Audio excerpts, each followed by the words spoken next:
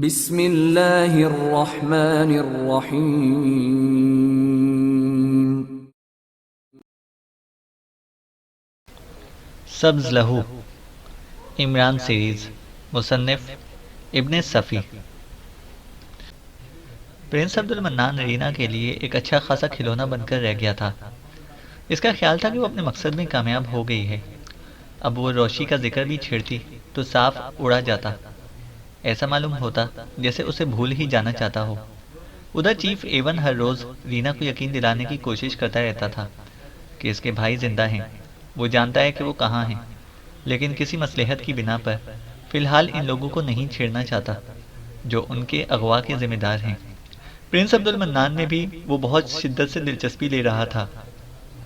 आज ही उसने उसके मुतालिक रीना को कुछ हिदायत भी दी थी और रीना सोच में पड़ गई कि अब्दुल मन्नान तो कतई तौर पर इसका ज़ाती मसला था, फिर चीफ भी क्यों इस सिलसिले में दिलचस्पी लेने लगा है।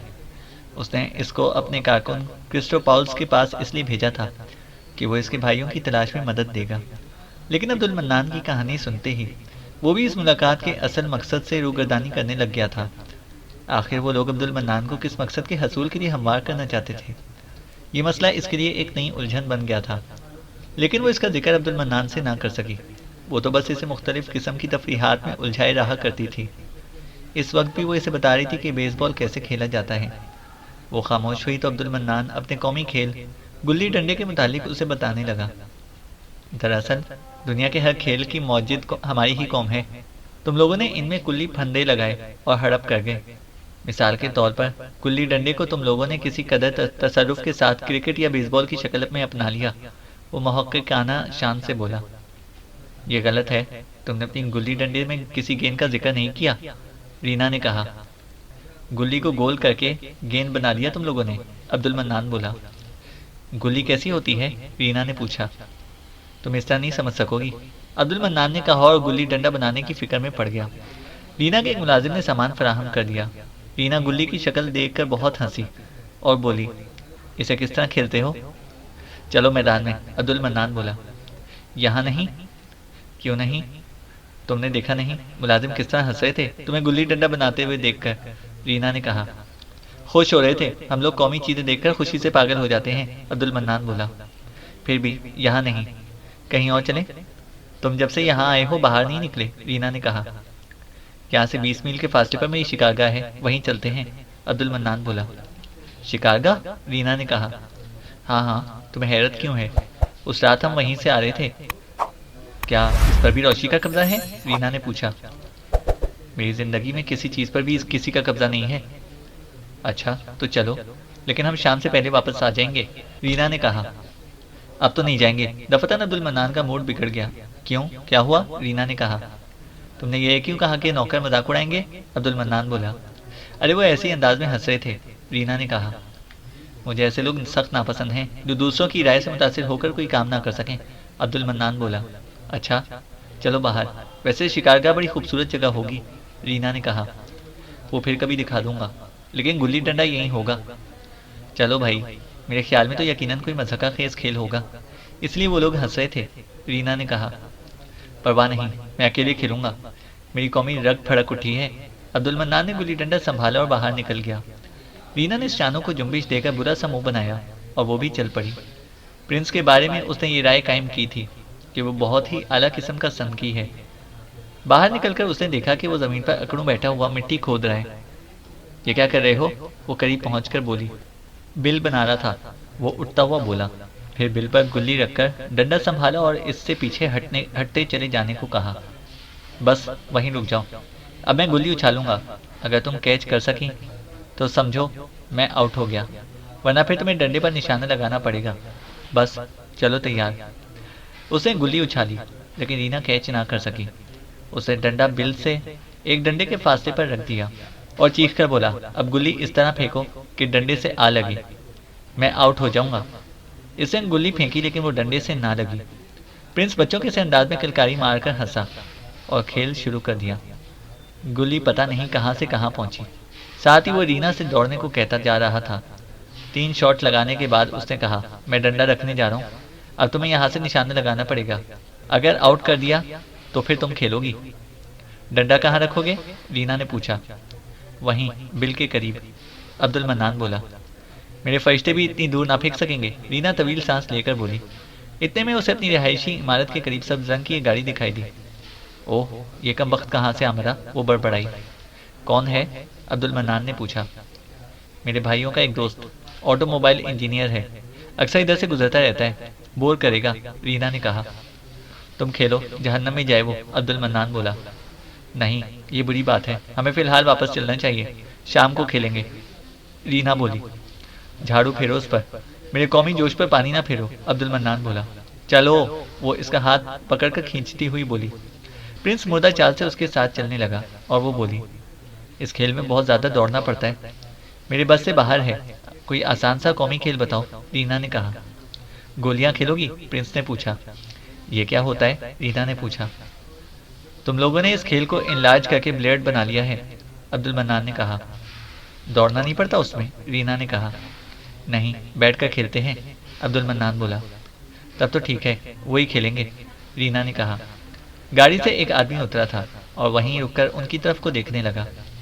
देखो प्रिंस, ये आदमी अक्सर नशे में भी होता है, लिहाजा इसकी बातों का बुरा मत मानना, रीना बोली। अगर उसे मेरी जज्बात को ठेस ना पहुंचाई तो मैं कतई बुरा ना मानूंगा। अगर किसी हंसमुख आदमी को नशा हो जाए तो मुझे बहुत अच्छा लगता है, अब्दुल मन्नान ने कहा। लेकिन तुम क्यों नहीं पीते? रीना ने पूछा। इसका ताल्लुक मेरे मजहबी जज्बात से है, अब्दुल मन्नान ने कहा। हाँ, मैंने सुना है, कट्टर मुसलमान शराब नहीं पीते, रीना ने कहा। खैर, मैं कट्टर तो नहीं हूँ, कट्टर होता तो तुम्हारे साथ गुल्ली डंडा भी ना खेला होता। कट्टर मुसलमान गैर औरत के साय से भी बिदकता है, अब्दुल मन्नान ने कहा। अच्छा बस, अब खामोश, रीना बोली। वो गाड़ी के करीब पहुंच चुके थे। नौवारिद रीना ही की तरह सफेद फार्म था।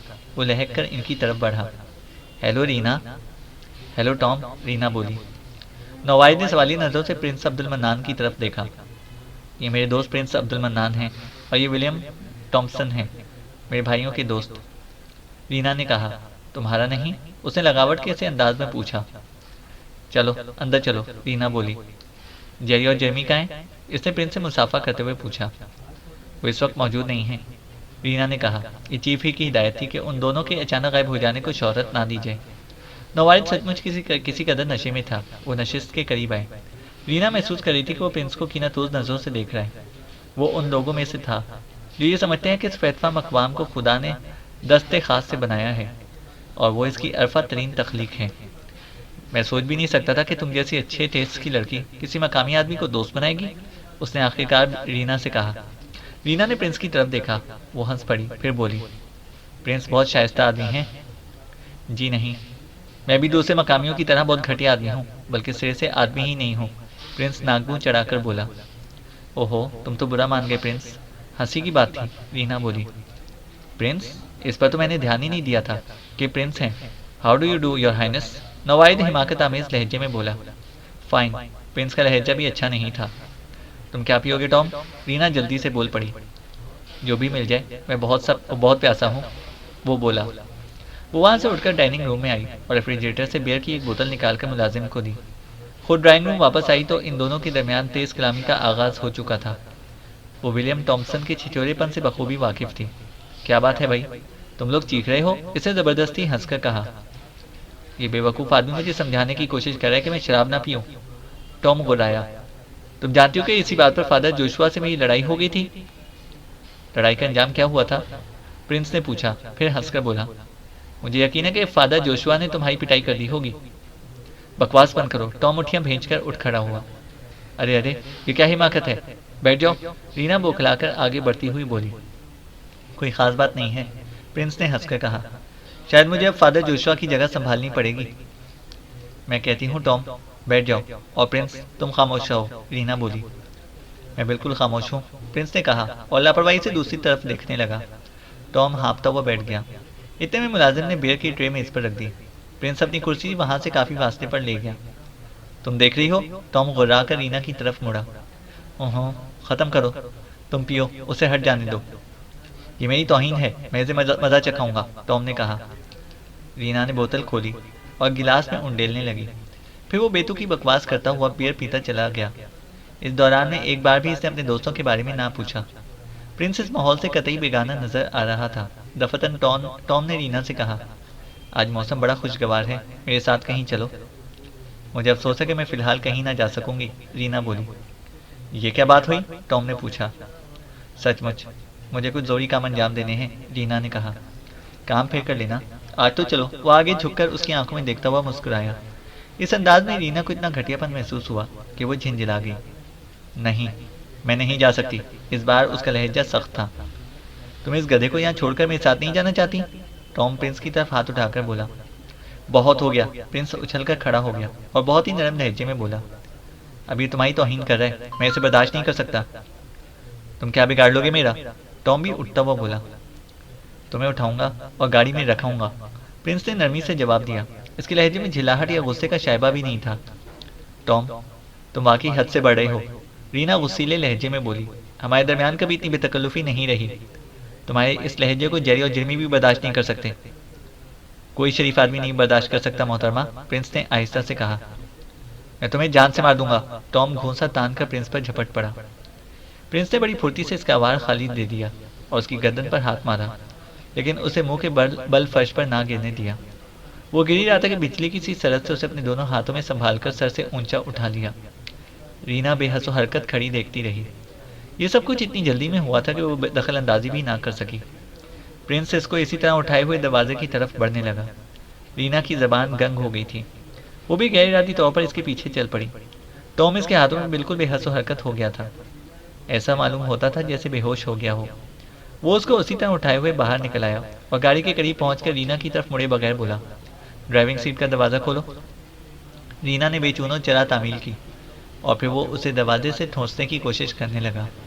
टॉम सचमुच बेहोश ही लग रहा था। उसे सीट पर स्टीयरिंग के सामने बिठा देने के बाद प्रिंस ने ऐसे ही इत्मीनान से दरवाज़ा बंद किया जैसे किसी मुअज़्ज़िज़ मेहमान को रुखसत कर रहा हो। रीना ने मुड़कर देखा। तीनों मुलाजिम बरामदे में खड़े हैरत से उन्हें देख रहे थे।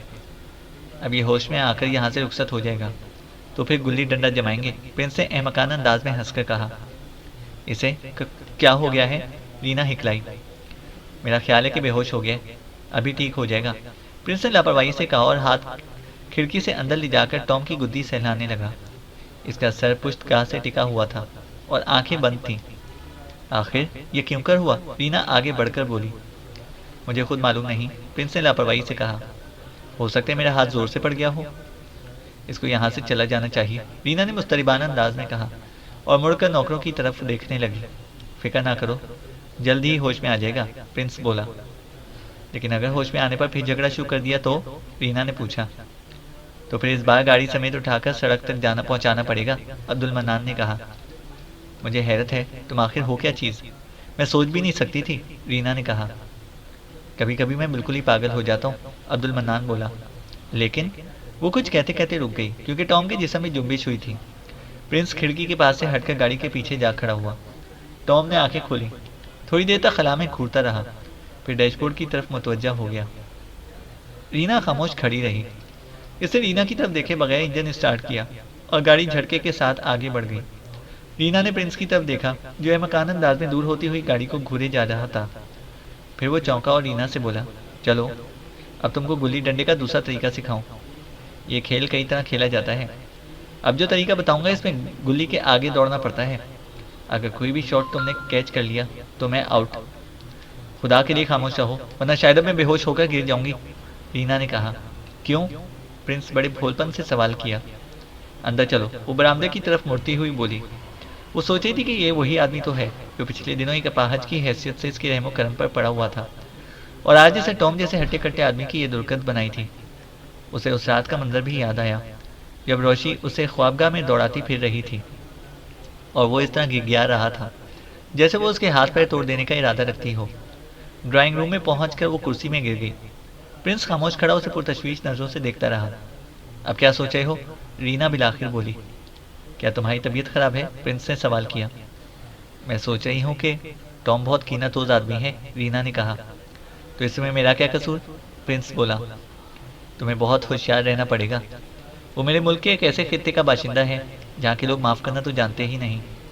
दरिंदगी में इनका जवाब रोए ज़मीन पर नहीं मिल सकेगा, रीना ने कहा। इस वाक़े को 20 मिनट से ज़्यादा गुजर चुके थे, लेकिन अब मैं इसके मुतालिक किसी किस्म की भी गुफ्तगू पसंद नहीं करूँगा। गुल्ली डंडे की बात करो, अब्दुल मन्नान ने कहा। मुझे यकीन नहीं आता कि तुम वही आदमी हो, इस बदमिजाज औरत के डरपोक शौहर, रीना ने कहा। रीना, प्लीज, वह एहतजाजन हाथ उठाकर बोला और खुद भी सामने वाली कुर्सी पर ढेर हो गया। उसके चेहरे पर दफतन मुर्दनी सी छा गई थी। कुछ देर पहले सितारों की तरह दमकने वाली आंखें हैरतंगेज तौर पर धुंधला गई थीं। रीना उसे बगौर देखती रही, फिर तेजी से उठती हुई बोली, अरे, ये क्या हो गया तुम्हें? कुछ नहीं, उसने फंसी फंसी सी आवाज में कहा और खुश्क होठों पर जबान फेरने लगा। वाकई तुम हैरत अंगेज हो, रीना ने कहा। वो कुछ न बोला, बेबसी से उसकी तरफ को देखता रहा। तुम्हारा जैसा बेजिगर आदमी किसी औरत से इस हद तक मुतासिर हो, ये किसी तरह भी दुरुस्त नहीं। क्यों अपनी जिंदगी बर्बाद कर रहे हो? रीना ने कहा। मैंने तुमसे दरख्वास्त की थी कि उसका नाम मत लिया करो, वो मुजमहल सी आवाज में बोला। नाम लेने में क्या होता है? रीना ने कहा। मेरे जहन को झटका सा लगता है और ताकत जवाब देने लगती है। मैं नहीं समझ सकता कि ऐसा क्यों है, अब्दुल मन्नान ने कहा। थोड़ी सी नफ्सियात मैंने भी पढ़ी है, लेकिन तुम्हारा केस बिल्कुल अनोखा है। आखिर इस मर्ज को क्या नाम दिया जाए? रीना ने कहा। मैं नहीं जानता, अब्दुल मन्नान बोला। तो फिर अब तुम किस तरह मामूल पर आओगे? मैं नहीं जानता, कुछ नहीं जानता, प्रिंस बोला। अच्छा चलो गुल्ली डंडा खेलें, रीना ने कहा। मूड तबाह कर दिया है तुमने, अब इस वक्त मुझसे कुछ भी ना हो सकेगा, अब्दुल मन्नान बोला। शब्द साइको मेंशन ही में मुकीम था। इसका जख्म काफ़ी गहरा साबित हुआ था, इसलिए इसे हिदायत की गई थी कि वो सिर्फ आराम करे। इस इमारत की निगरानी चौहान और खाबर कर रहे थे, जहाँ से सफदर जख्मी हालत में फरार हुआ था। ये साहिली इलाके की एक इमारत थी। यहाँ की आबादी ज़्यादा घनी नहीं थी। इमारतें एक दूसरे से काफ़ी फासले पर वाक़ थीं और अभी यहाँ तामीर का काम जारी था। इसे एक ज़ेर तामीर बस्ती कहना मुनासिब होता। इस इमारत के करीब भी एक प्लॉट की बुनियादें भरी जा रही थी, इसलिए खाबर और चौहान को मजदूरों में शामिल होने का मौका मिल गया। काम का सिलसिला उस इमारत की कंपाउंड तक फैला हुआ था। चौहान और खाबर कंपाउंड के करीब ही थे। वो लोहे की सलाखें सीधी करने में लोहार की मदद कर रहे थे। यहाँ से फाटक की निगरानी बखूबी की जा सकती थी। उन्होंने सुबह ही सुबह फाटक में एक गाड़ी दाखिल होते देखी, जिसे एक पादरी ड्राइव कर रहा था। सफ़ेद फार्म आदमी था। उसकी स्याह घनी दाढ़ी ने उसके चेहरे को पुरतकद्दुस बना दिया था। आंखों पर तारीक शीशों की ऐनक थी। फिर कुछ देर बाद एक ट्रक फाटक पर आकर रुका। फाटक से गुजरकर अंदर नहीं जा सकता था, क्योंकि इसकी चौड़ाई फाटक की चौड़ाई से ज़्यादा थी। क्या चक्कर है? चौहान बड़बड़ाया। मेरा ख्याल है कि वो लाश को यहाँ से निकाल कर ले जाने की फिक्र में है। लाश? चौहान ने पूछा। सफदर का ख्याल था कि इसने मार डालने की हद तक उसका गला घोंट दिया था, खाबर बोला। मुमकिन है, लेकिन कुछ देर पहले एक पादरी भी तो अंदर गया था। मेरा ख्याल है कि वो उसे ताबूत में लेकर जाएंगे और किसी कब्रिस्तान में दफन कर देंगे। चौहान कुछ ना बोला। कुछ देर बाद खबर के शुबे की तस्दीक हो गई। अंदर से एक ताबूत लाया गया और अब ट्रक पर रखा जा रहा था, लेकिन उठाने वालों की कमी की बिना पर वो इसमें कामयाब ना हुए। पादरी के अलावा दो सफ़ेद फार्म आदमी और भी ताबूत के साथ थे, लेकिन उन्होंने ताबूत में हाथ नहीं लगाया था। दो मकामी आदमी उसे अंदर से उठाकर लाए थे और अब वही उसे ट्रक पर चढ़ाने की भी कोशिश कर रहे थे। दफतन पादरी मजदूरों की तरफ को देखने लगा। चौहान ने उठने ही चाह के खाबर उसका जानवा दबाकर बड़बड़ाया, खुद से नहीं, अगर वो बुलाए तो। इतने में पादरी कुछ और करीब आकर बोला, मेरे बच्चों, क्या तुम अपने भाइयों की मदद ना करोगे? वो लोग उठ खड़े हुए। लोहार भी उनके साथ ही ताबूत की तरफ बढ़ता चला गया। उन सबों ने ताबूत को ट्रक पर रखवा दिया। अगर आगे भी जरूरत हो तो इन्हें भेज दूं? लोहार ने चौहान और खावर की तरफ इशारा करके कहा। नहीं शुक्रिया, तुम पर बरकतें नाजिल हों, पादरी हाथ उठाकर बोला। वो लोग पीछे हटाए। ट्रक आगे बढ़ गया। फिर थोड़ी देर बाद पादरी की गाड़ी भी निकल गई। हम ताकुब भी नहीं कर सकते, चौहान ने चारों तरफ देखते हुए बेबसी से कहा। ट्रक और कार के नंबर जहन नशीन कर लो, इतना ही काफ़ी है, खाबर बोला। फाटक पर एक देसी मुलाजिम खड़ा गाड़ियों को जाते देख रहा था। जैसे ही वो नज़रों से उजल हुई, वो वापसी के लिए फाटक में मुड़ने लगा, लेकिन इससे पहले ही चौहान और खाबर इसके पास पहुंच चुके थे। कौन मर गया भाई? खाबर ने इससे पूछा। साहब, रात अचानक हार्ट फेल हो गया, वो गुलूगीर आवाज़ में बोला। अंग्रेज थे? नहीं, फिलिपाइन के, वो बोला। क्या करते थे? खाबर ने पूछा। मशीनों का धंधा। बीवी बच्चे हैं? खाबर बोला। नहीं, वो मुल्क में हैं। बड़ा अफसोस हुआ। दोनों ने बैक वक्त कहा और मुलाजिम वापसी के लिए मुड़ गया। वो फिर अपने काम पर वापस आए। खाबर को हिदायत मिली थी कि वो सिर्फ निगरानी करता रहे, किसी का ताकुब करने की ज़रूरत नहीं है। चौहान को इसका इल्म नहीं था, उसे सिर्फ खाबर के मशवरों पर अमल करना था। इनमें लेफ्टिनेंट सिद्दीकी मौजूद नहीं था। और वो इसी के मुंतजिर थे। सफदर का जख्म मुंदमिल होने लगा था और इसकी जनरल कंडीशन भी ठीक ही थी, इसलिए वो भी मौजूद था और उसने उन तीनों की कहानी छेड़ रखी थी, जिनकी निगरानी के दौरान में वो उन लोगों की नज़रों में आ गया था। कुछ देर खामोश रहकर उसने कहा, हार्पर उनमें सबसे नुमाया है क्योंकि वो एक बहुत अच्छा मुसव्विर है। आर्ट काउंसिल के कारकुनों में इसका शुमार होता है। अभी हाल ही में उसकी तस्वीर की नुमाइश भी हो चुकी है जो बहुत ज़्यादा कामयाब रही थी। विल्बर स्नोक्स तस्वीरों के फ्रेम बनाकर उसी के पास तो पहुंचाया करता था, जूलिया बोली। बकिया दो आदमी कौन हैं? चौहान ने पूछा। दोनों ऑटोमोबाइल इंजीनियर्स हैं। एक का नाम क्रिस्टोफ फ्रेक्सले है और दूसरे को मोबी टर्नर, सफदर बोला। इतने में सिद्दीकी आ गए और वो खामोश हो गए। क्या रहा? जूलिया ने उससे पूछा। कार एक पादरी की है, नाम फर्डिनेंड है। एक गैर मुल्की तबलीगी जमात का सरबराह है और मरने वाला फिलिपाइन का बाशिंदा था। जॉर्ज थियो नाम था। एक जापानी फर्म का नुमाइंदा था। ट्रक भी उसी तबलीगी जमात की मलकियत है। बड़ा लंबा चौड़ा जाल फैलाया है उन लोगों ने, सफदर बोला। जरूरी नहीं कि पादरी भी उनसे मुतालिक हो, जूलिया बोली। इसके इस ख्याल पर किसी ने रायजनी नहीं की थी। इतने में फ़ोन की घंटी बजी। जूलिया ने हाथ बढ़ाकर रिसीवर उठा लिया। ओह, हेलो, वो मुस्कुराई। हाँ हाँ, ओह अच्छा, मैं भला क्या मशवरे दे सकती हूँ? जो मुनासिब समझो करो। तुमने तो उसे बहुत करीब से देखा है। वो अक्सर फ़खरिया कहा करता है कि उसने तुम्हें अपनी ट्रू कॉपी बना दिया है। हाँ हाँ ठीक है।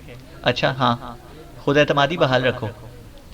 रिसीवर कैडल पर रखकर हंसती हुई दूसरों की तरफ मुड़ी। कौन था? सफदर ने पूछा। जफरुल मुल्क, इमरान के फ्लैट में। जिंदगी से तंग सुलेमान और जोसेफ इसका दिमाग पर चाट रहे हैं और अब मिस्टर रहमान ने घर पर तलब किया है। वो कह रहा था कि इमरान की घरेलू जिंदगी के बारे में वो कुछ भी नहीं जानता। मिस्टर रहमान से क्यों कर निपटेगा? कुछ समझ में नहीं आता कि ये सब क्या हो रहा है, सफदर बड़बड़ाया। क्या हो रहा है? वो शेख चिली मुसीबतें तलाश करके लाता है और एक्स2 के सर मुंड देता है, तनवीर आंखें निकाल कर बोला।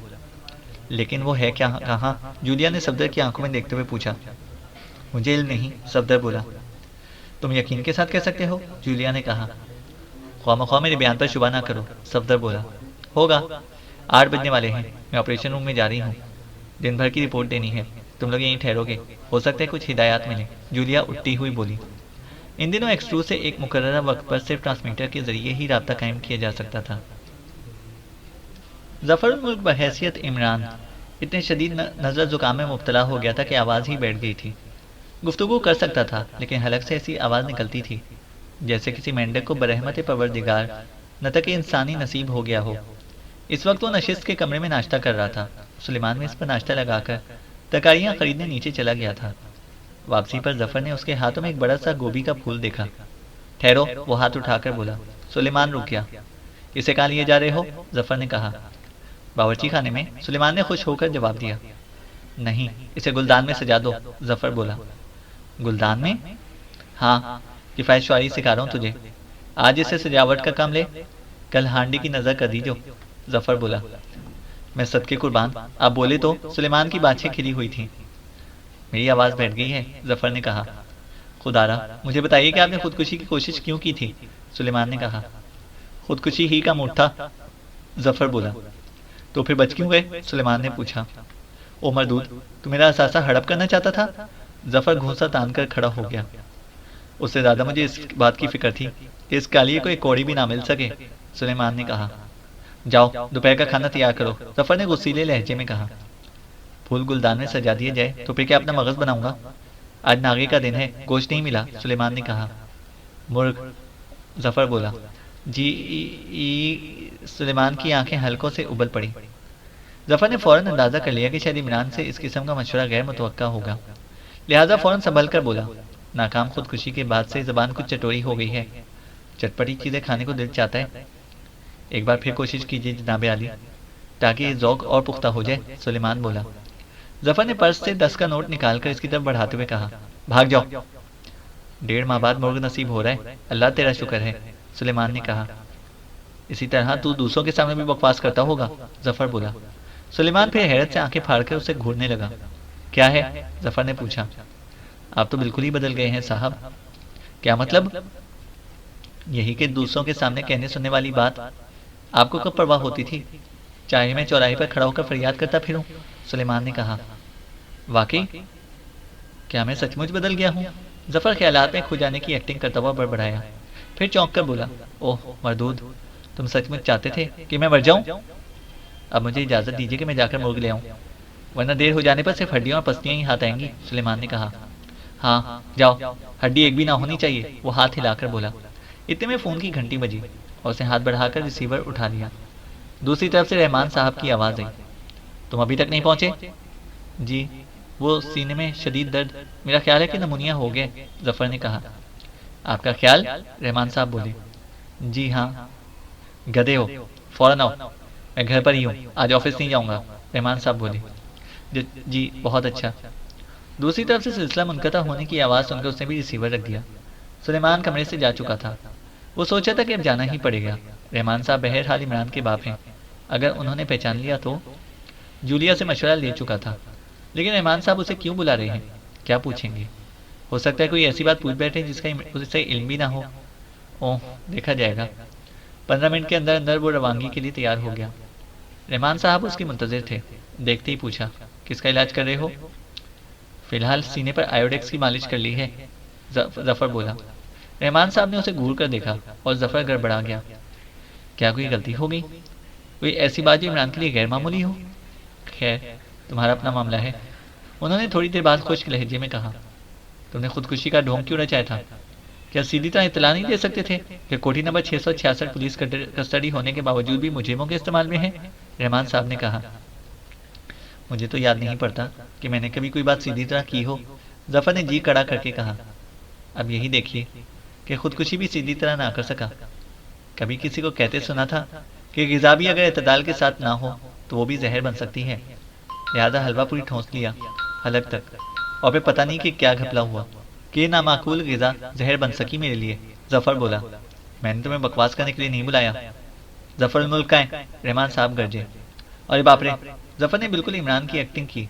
हालांकि अपना नाम सुनकर वो चौकड़ी भूल गया था। फिर कुछ समझ में ना आया तो हिकलाने लगा। वो हवालात बकवास है, अब वो हवालात में नहीं है। फिर कहाँ है? जफर बोला। ये तुम बताओगे, रहमान साहब बोले। अम्मा भी कहाँ हैं? जफर बोला। घर में आज मेरे अलावा और कोई भी नहीं है, रहमान साहब बोले। ये तो बहुत अच्छी बात है, जफर खुश होकर बोला। फिर बकवास शुरू कर दी, रहमान साहब बोले। जी, दरअसल अब मेरी दुनिया बदल गई है, अपने किए पर नादिम हूँ, आपके कदमों पर सर झुकाता हूँ। जफर कहता हुआ उठा और रहमान साहब के कदमों पर झुक गया। दफतन रहमान साहब चौंक पड़े। फिर उन्होंने कुर्सी पीछे को खिसकाई और जेब से छोटा सा ब्राउनी पिस्तौल निकालकर गरजे, सीधे खड़े हो जाओ। जफर ने उनके हाथों में पिस्तौल देखा तो हक्का बक्का रह गया। जी, तुम इमरान नहीं हो, वो मसलेहतन भी मेरी कदमों पर नहीं सर झुका सकता। बताओ तुम कौन हो, वरना गोली मार दूंगा। आपके हाथों मरना था, भला खुदकुशी क्यों कर कामयाब होती? अब ये वक्त आ गया है कि आप बेटे को पहचान भी नहीं सकते। हालांकि अभी कल ही मैंने एक फिल्म में देखा था, जफर बोला। अपनी असली आवाज़ में बकवास करो, गला रुन जाने की एक्टिंग खत्म कर दो, वरना सचमुच हलक में खराशें पड़ जाएंगी, रहमान साहब ने तल्ख लहजे में कहा। मेरी समझ में नहीं आता कि मुझे क्या करना चाहिए, जफर बोला। सच्ची बात उगल दो, वरना बहुत बुरी तरह पेश आऊंगा, रहमान साहब बोले। मैं नहीं समझ सकता कि आप क्या चाहते हैं, जफर बोला। कुछ भी नहीं, मेरा ख्याल है कि मैंने तुम्हें पहचान लिया है, लेकिन तुम मेरे सवालात का जवाब नहीं दे सकोगे। इमरान कहाँ है? रहमान साहब ने कहा। जनाब आली, पहचानिए मुझे, हरचंद के नालायक हूँ मगर आप ही का बेटा हूँ, जफर बोला। अच्छी एक्टिंग कर लेते हो तुम, जफर उल मुल्क हो, रहमान साहब बोले। मर्जी के मालिक हैं, नजमुद्दौला और दबीरुल मुल्क के खिताब से भी नवाज सकते थे। बैठ जाओ, रहमान साहब ने तहकमाना लहजे में कहा और पिस्तौल फिर से जेब में डाल लिया। जफर ने तवील सांस ली और चुपचाप सामने वाली कुर्सी पर जा बैठा। हवालात से अपने फरार को कोई गैरमामूली वाकया ना समझ देना, रहमान साहब बोले। जो आप फरमाएंगे वही समझूंगा, जफर ने मुअद्दबाना लहजा इख्तियार करते हुए कहा। ये सब कुछ हमारे इल्म में है, रहमान साहब बोले। जफर कुछ ना बोला। रहमान साहब कहते रहे, अक्सर तुम्हारे चचा मुझसे कहा करते हैं कि इमरान ने तुम्हें तबाह कर दिया है। ये कतई गलत है जनाब आली, बल्कि मेरा ख्याल है कि अब वो खुद मेरी वजह से तबाह हो जाएंगे। क्या मतलब? रहमान साहब बोले। मैं इनके दोनों मुलाजिमों की आदतें ख़राब किए दे रहा हूँ। वो इन्हें जुज़ू रवी का सबक देते थे, मैं रोज़ाना मुर्ग पकवाने का प्रोग्राम बना बैठा था। फजूल बातें ख़त्म करो, मेरे पास वक्त कम है, रहमान साहब घड़ी पर नज़र डालते हुए बोले। इमरान कहाँ है? यकीन फरमाइए, मुझे इल्म नहीं, जफर बोला। तुम इसके फ्लैट में क्यों मुकीम हो? रहमान साहब बोले। मुझे उनका एक खत मिला था, इसी के मुताबिक ये सब कुछ करना पड़ा था, जफर ने कहा। उसने रहमान साहब के चेहरे पर तशवीश के आसार दिखे। अच्छा सुनो, वो थोड़ी देर बाद मुतफक्किराना लहजे में बोले। जब भी उससे मुलाकात हो मेरे पास भेज देना, उससे कहना ये कतई निजी मामला है, इसके मामलात से इसका कोई सरोकार नहीं।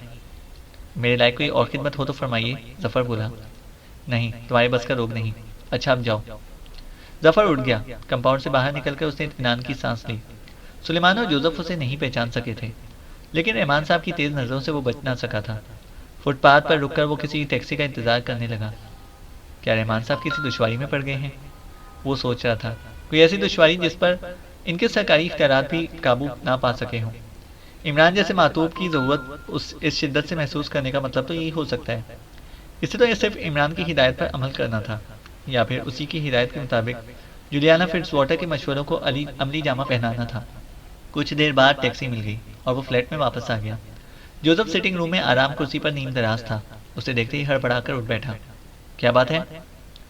डैनी की कॉल आई थी बॉस, वो आपसे मिलने के लिए बेचैन है।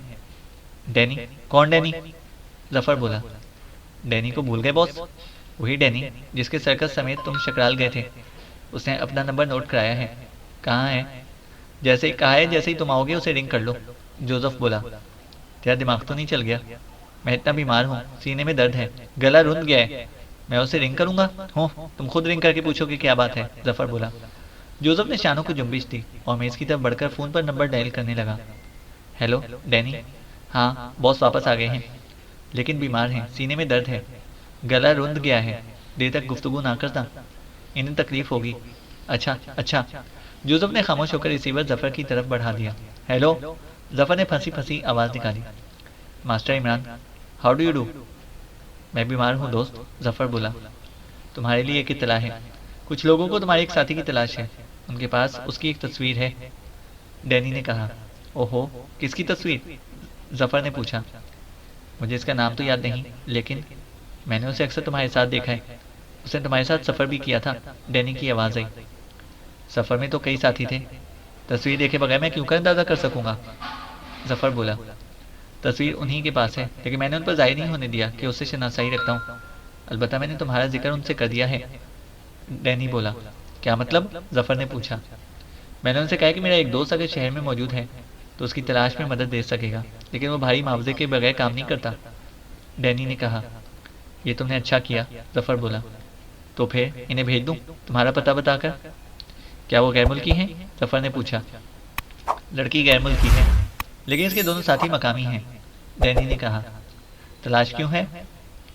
लड़की का लहजा बड़ा रोमांटिक था, मास्टर। मेरा ख्याल है कि कभी दोनों मिले थे और अब लड़की को इसकी तलाश है। डैनी बोला। लेकिन मैं बीमार हूँ दोस्त, फिर भी तुम इन्हें मेरा पता बता सकते हो, जफर ने कहा। दूसरी तरफ से सिलसिला मुनक़ता होने की आवाज़ सुनकर इसने भी रिसीवर जोसेफ की तरफ बढ़ा दिया। क्या कह रहा था बॉस? मुझे तुम्हारा ये दोस्त डैनी बहुत अच्छा लगता है, जोसेफ बोला। क्या उम्र होगी उसकी? जफर ने पूछा। उम्र? क्या तुम नहीं जानते बॉस? जोसेफ ने कहा। इस खुदकुशी के बाद से मेरी यादाश्त पर बहुत बुरा असर पड़ा है।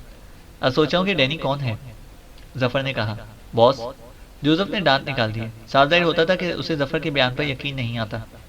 जफर कुछ ना बोला। वो सोचा था कि इमरान को इन हालात से आगाह होना चाहिए, लेकिन उसे कहाँ तलाश किया जाए। जुलियाना फिट्जवाटर को भी इल्म नहीं था कि वो कहाँ मिल सकेगा। फिर भी जफर ने मुनासिब समझा कि जूलिया को इस नई खबर से मुतला कर दिया जाए। जूलिया का मशवरा था कि वो उस पार्टी से ज़रूर मिले और उसे हालात से आगाह करता रहे। इस बार भी उसने इमरान के महल वकू से लाइल्मी जाहिर की। जफर ने ठंडी सांस लेकर रिसीवर कैडल पर रख दिया। 1 घंटे बाद डैनी की कॉल फिर आई और ये तय पाया था कि दोनों पार्टियों की मुलाकात 8 बजे शब टिप टॉप नाइट क्लब में होनी चाहिए। जफर ने फ़ोन करके वहाँ एक टेबल मखसूस कराई। 7 बजे फिर डैनी की कॉल आई। उसे बताया कि वो लड़की उसी के साथ क्लब आएगी। सवाल ये था कि जफर डैनी को कैसे पहचानेगा। उसने जोसेफ को आवाज़ दी और फिर डैनी के बारे में पूछने लगा। बॉस, मैं समझ नहीं सकता कि तुम क्या करने वाले हो। जब तुम्हारी तबीयत ख़राब है तो उसे यहीं बुलवा लो, क्लब जाने की क्या ज़रूरत है? जोसेफ हैरत से बोला। फिर क्या करूं? मैं तो उसे कह चुका हूं कि 8 बजे तक क्लब पहुंच जाऊंगा। जोसेफ ने फिर उसे हैरत से देखा। बॉस, यकीनन तुम्हारी तबीयत ख़राब मालूम होती है, तुम आराम करो, मैं क्लब जाकर उन्हें यहीं ले आऊँगा। जफर ने तवील सांस ली। हकीकतन उसे क्लब जाने से इनकार कर देना चाहिए था, क्योंकि वो तो अलील था। 7:30 बजे जोसेफ क्लब के लिए रवाना हो गया और जफर कोशिश करने लगा कि इस पर कुछ और ज़्यादा अलालत तारी हो जाए। 8:15 बजे जोसेफ तनहा वापस आया। जफर ने इसके चेहरे पर अजीब सी सुर्खी देखी, आंखें चमक रही थीं। वो पुरजोश लहजे में बोला, बहुत अच्छा हुआ बॉस कि तुम नहीं गए। क्यों, क्या हुआ? जफर ने पूछा। पता नहीं क्या चक्कर है, वो यहाँ आने पर तैयार नहीं हुई और मैं चारों तरफ खतरे की बू सूंघ रहा था। ऐसा मालूम होता था जैसे घनी झाड़ियों में बेशुमार निज़ा बर्दाश्त छुपे बैठे हों। जोसेफ ने कहा, क्या तूने भी पी ली है? नहीं बॉस, कसम ले लो, मैं अपनी 6 बोतलों से आगे एक कदम भी नहीं बढ़ा था। जोसेफ बोला। क्लब में घनी झाड़ियों का जिक्र कर रहा था, जफर बोला। मेरा मतलब था कि इस वक्त मैंने ऐसा महसूस किया था जैसे अपने जंगलों में गुजर रहा हूँ और कई लोग मेरी ताक में हों। जोसेफ ने कहा। अच्छा बकवास बंद, अगर वो कोई लड़की थी तो अच्छा नहीं हुआ। अच्छा हुआ नहीं आई, वरना मेरी आवाज़ सुनकर उसे गहरा सदमा पहुंचता। जफर ने कहा। डैनी ने मुझे भी वो तस्वीर दिखाई थी, जानते हो किसकी तस्वीर थी? जोसेफ ने कहा। मैं क्या जानूं, तू ख्वामख्वाह बात को तूल दे रहा है। जफर ने कहा। तुम्हारे दोस्त मिस्टर सफदर की। लड़की को उसकी तलाश है, लेकिन मैं ऐसा बन गया जैसे तस्वीर मेरे लिए अजनबी हो। जोसेफ ने कहा। तुमने डैनी से तो इस बारे में गुफ्तगू नहीं की थी? जफर ने पूछा। कतई नहीं बॉस, मैंने बिल्कुल चुप साध ली। बहरहाल लड़की ने कहा कि इस वक्त वो जल्दी में है। फिर सही, जोसेफ बोला। अच्छा, जफर बोला। डैनी 10 बजे तुम्हें फिर फ़ोन करेगा, जोसेफ बोला। जफर 10 बजे वाली कॉल का इंतज़ार करता रहा। फिलहाल इसे मुनासिब नहीं समझा था कि जूलिया को जोसेफ की लाई हुई इत्तला से आगाह कर दे। इसे देखना था कि डैनी 10 बजे किस किस्म की गुफ्तगू करने वाला है। इस दौरान में वो जोसेफ से डैनी के मुतालिक मालूमात फराहम करता रहा। सच बताओ, तुम खुदकुशी क्यों करना चाहते थे? जोसेफ अचानक पूछ बैठा। मैं तुझे बता दूंगा, लेकिन अगर तूने किसी से इसका जिक्र किया तो तेरी खैर नहीं, जफर उसे घूरता हुआ बोला। मैं तस्करा करूंगा? जोसेफ ने गमगीन लहजे में हैरत का इजहार करते हुए कहा। मेरी माँ मुझे रोए, मेरी माँ मुझे रोए, तुम्हारी जबान से कैसी बातें सुन रहा हूँ? जोसेफ बोला। बात ऐसी ही है कि तू खुश हो होकर दूसरों को बताता फिरेगा, जफर बोला। तुम नहीं बताना चाहते तो ना बताओ बॉस। इसका लहजा कुछ और ज्यादा दर्दनाक हो गया था। इतने में किसी ने दरवाजे पर दस्तक दी। जोसेफ ने आगे बढ़कर दरवाजा खोला, फिर जफर की तरफ मुड़ते हुए कहा, mister Danny Wilson boss. Danny अंदर आया। जफर ने बड़ी गर्मजोशी से उसका इस्तकबाल किया। डैनी ने हस्बे आदत इस वक्त भी पी रखी थी। उसने अपने मखसूस प्यार भरे लहजे में कहा, हेलो मास्टर, मुझे अफसोस है कि तुम बीमार हो, लेकिन क्या कर सकता हूँ। मेरा बस चले तो दुनिया में किसी को भी बीमार ना होने दो। डैनी बोला। शुक्रिया डैनी, बैठ जाओ, आज सर्दी बढ़ गई है। मैं तो तुम्हारी कॉल का इंतजार कर रहा था, जफर बोला। मैंने सोचा ये बहुत बुरी बात होगी कि अगर तुम्हारी इयादत को ना जाऊं। ये बात और है कि मामूली हालात में महीनों हमारी मुलाकात भी ना होती, डैनी ने कहा। खैर, अब बताओ कि क्या किस्सा है, जफर बोला। लड़की का नाम रोज़ा फर्डिनेंड है, एक गैर मुल्की पादरी फर्डिनेंड की बेटी है। अपने बाप की लाइल्मी में तुम्हारे दोस्त को तलाश करती फिर रही है। मुझे हैरत है कि तुम्हारा मुलाजिम भी इस दोस्त को ना पहचान सका, डैनी ने कहा। तुमने उसे ये तो नहीं बताया कि वो मेरा दोस्त है? जफर ने पूछा। हरगिज नहीं मास्टर, इसका सवाल ही पैदा नहीं होता। एक तस्वीर और भी थी उसके पास, बड़ा भयानक चेहरा था उसका। वो कह रही थी कि उन दोनों के दरमियान तफरीक का बाइस वही भयानक चेहरे वाला था बना था, डैनी ने कहा। ओहो, तो प्रेम कहानी है, जफर सर हिलाकर बोला। यही चीज़ है जो उसे दर बदर फिरा रही है। मोहब्बत बड़ी जालिम चीज़ है मास्टर, डैनी ने कहा। वो यहाँ क्यों नहीं आई? जफर ने पूछा। पता नहीं, डैनी बोला। तुमने 2 मकामी आदमियों का भी जिक्र किया था, जफर ने पूछा। वो यहाँ किसी फर्म में मुलाजिम हैं। वो दरअसल मेरी शोहरत की बिना पर उसे मेरे पास लाए थे। तुम जानते हो मास्टर कि इस बेखबरी के आलम में मुझसे भी ज़्यादा बाखबर आदमी पूरे शहर में कोई दूसरा ना होगा, डैनी बोला। हाँ, मैं तुम्हारी शोहरत से बखूबी वाकिफ़ हूँ, जफर बोला। तुम यकीनन ये जानने के लिए बेचैन होगे कि वो दोस्त कौन है, डैनी ने कहा। कुदरती बात है डैनी, जफर बोला। मुझे अफसोस है कि तस्वीर से हासिल ना कर सका। अभी तुमने किसी पादरी का नाम लिया था, जफर ने पूछा। फादर फर्डिनेंड, एक गैर मुल्की मुबल्लिग है, डैनी बोला। क्या तुम उससे वाकिफ़ हो? जफर ने पूछा। हाँ, मैंने उसे देखा है, डैनी बोला। पता मालूम है? जफर ने पूछा। नहीं, लड़की ने पता नहीं बताया था, लेकिन मास्टर मैंने उसे यकीन दिलाया कि इसका काम इस शहर में तुम्हारे अलावा और कोई भी ना कर सकेगा, डैनी बोला। शुक्रिया डैनी, तुम मेरे लिए बिजनेस लाए हो। बताओ तुम्हारी क्या तवाज़ी करूं, जफर बोला। तुम क्या तवाज़े करोगे, जबकि शराब जैसी नेमत से भी महरूम हो? डैनी बोला। हाँ, मैं तुम्हें शराब तो ना पेश कर सकूंगा, जफर बोला। कोई बात नहीं, मुझे शिकायत भी ना होगी, डैनी बोला। तो क्या तुम उसे मेरे फ्लैट का पता बता दिया था? जफर ने पूछा। हाँ, शायद वो कल आए, मेरी दानिश में आज जल्दी में थी, डैनी ने कहा। फिर डैनी कुछ देर बाद रुखसत हो गया। जफर ने जूलिया तक ये इत्तला भी पहुंचा दी। चैनल को सब्सक्राइब करें और बेल आइकन को प्रेस करें ताकि हमारी हर अपडेट आपको बर वक्त मिल सके।